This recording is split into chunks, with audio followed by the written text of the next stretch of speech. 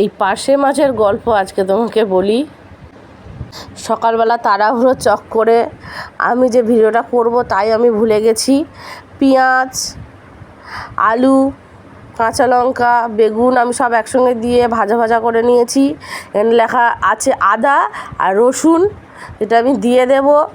তারপরে দিয়ে দেবো একটু জল, কারণ আদা রসুনটা একটু ঘন ঘন বাটা হয়েছিল। তো এবার আমি দিয়ে দেবো হলুদ আর গুঁড়ো লঙ্কা, দিয়ে দেবো সামান্য পরিমাণে একটু জল, দিয়ে একটু নুনও দিয়ে দেবো, দিয়ে ভালো করে কষে নেবো তরকারিটা।